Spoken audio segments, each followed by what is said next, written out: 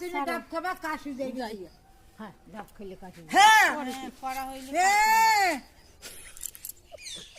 উঠাও না আমি এনে বইছি কে পান খাওয়া না তামাক খায় না ছাগল দেই দিয়ে পান দেখি মুখের ভিতরে কতটা বলবিতুল বিপাগলা আছে তো কি মাগি